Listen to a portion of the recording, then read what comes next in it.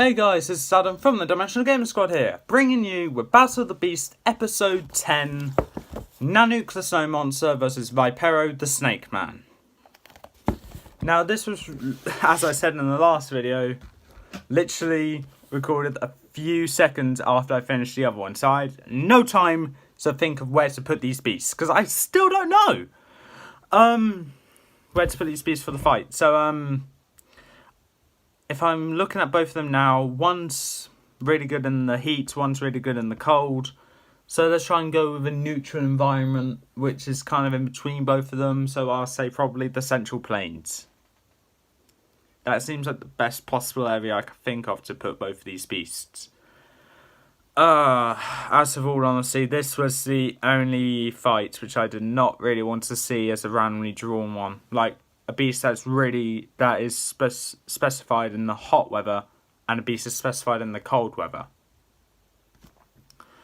But that was bound to happen eventually. Hopefully it won't happen again.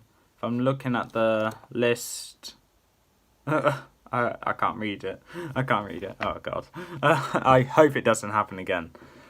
But anyway, let's get into this with the strengths of each beast. Nanook is impenetrable to the cold, and also I would say is rather strong as well, so she lifts. That's pretty much it. The size advantage will also go to Nanook as well. And if we're doing these Series 2 beasts without the golden armor, if they were wearing it, I'm tempted to say Nanook would also No, actually no, she won't get the speed advantage, because I still think Vipero will still be faster.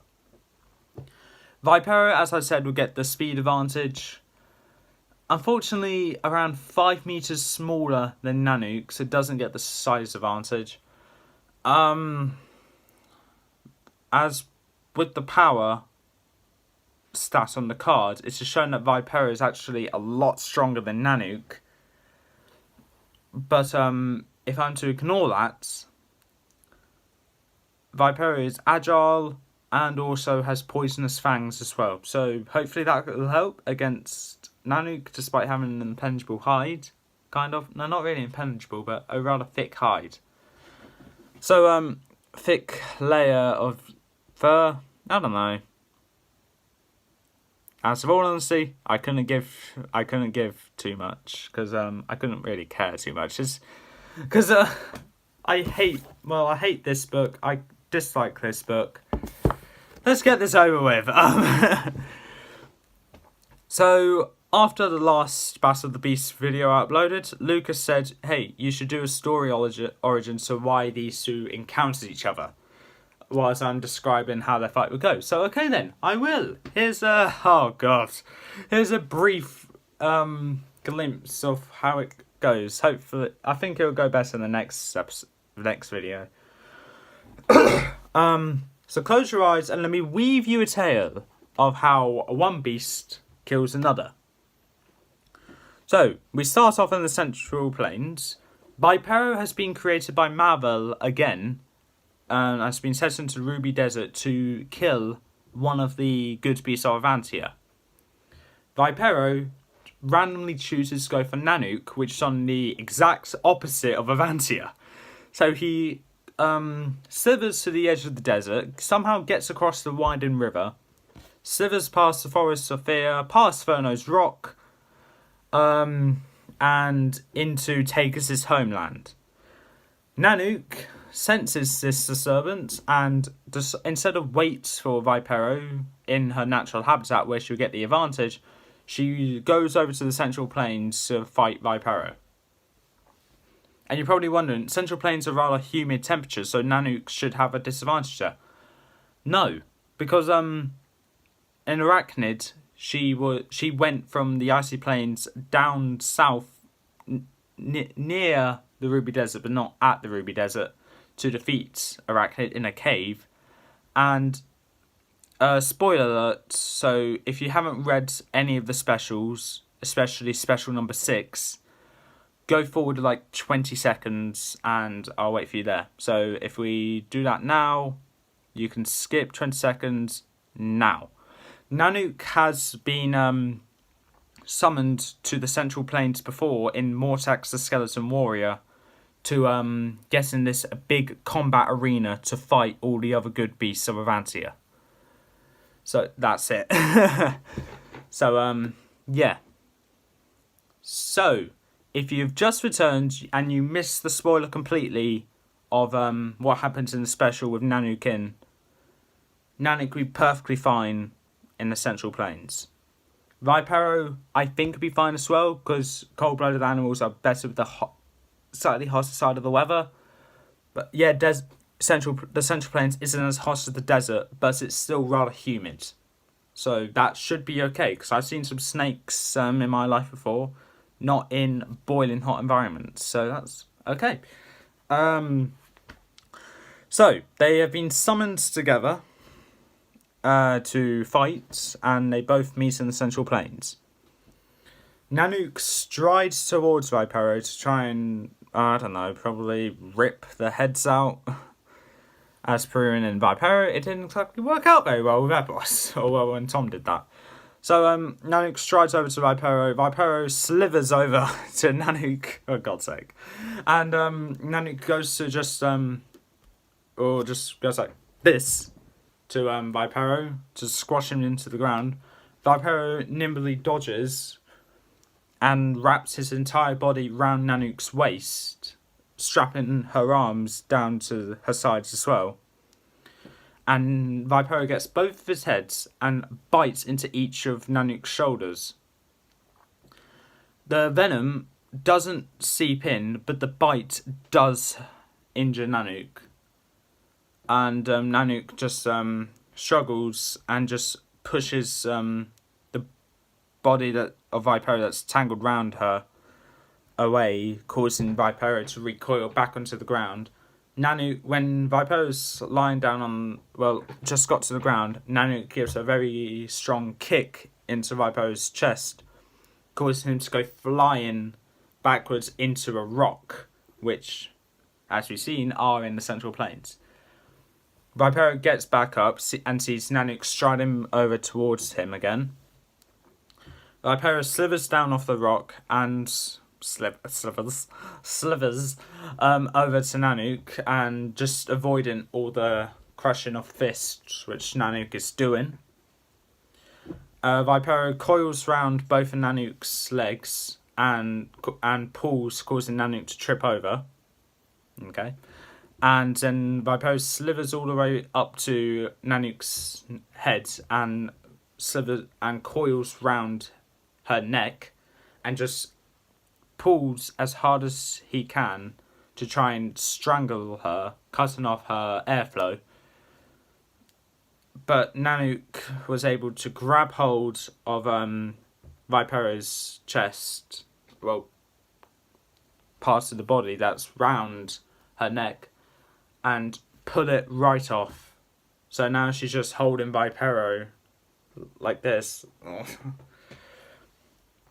Vipero, not liking that, uses his tail as a whip to try and whip at one hand, whilst he bites at another at the non-furry part of the hand where it seeps in the poison. So Nanook now has limited time to defeat Vipero. Let's say Nanook has, 1 hour. 1 hour, let's say.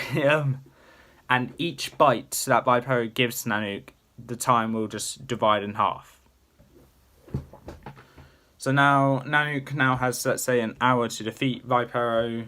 Nanook chucks Vipero into the air, and then when he's coming down, she tries to punch him on the body, I like to say. So he will go flying into another rock and just go lie limp. Unfortunately, when she tried to do that punch, she actually missed and Vipero landed on her arm. And Vipero, not even thinking twice, bites into her again, giving her half an hour to live. And again with the other head, giving her 15 minutes to live. Nanook gets her other hand and thumps down onto the hand that has Vipero on. Coiled around, but Vipero slithers up her arm and just making sure to get the arms this time, coils some of his body around the elbow joints of Nanook, around her body as well, causing her like that, and then he just coils around her neck as well, just pulling as much as he can to try and constrict his airflow, with Nanook not being able to do anything because she has two lots of the snake coiled round her, along with, let's say, the heads of Vipero round her neck. Nanook can't do anything to escape, so since she's standing up, she tries to do the only logical thing to do to try and get a snake off her, and she actually falls back onto the ground to try and crush some of Vipero's body. It doesn't really work to crush Vipero's body, but it does make Vipero get off and just in pain. Nanook then gets back up, grabs Vipero by the necks with one hand, and grabs the other one by the body. No, actually, no, not by the body. Grabs both of the heads with both hands, kind of like in a big fist. This is okay. I know I said Vipero is 5 meters smaller than Nanook, but I'm picturing Nanook to be actually a lot bigger than Vipero, and just picks Vipero up and just swings him around like a hammer throw thing you see in the Olympics by the head, so the tail's just whipping around. And when Nanook's about to throw Vipero completely away, aiming towards Stonewind Volcano, and Nanook never misses. Oh man, why am I showing so much favoritism to Nanook?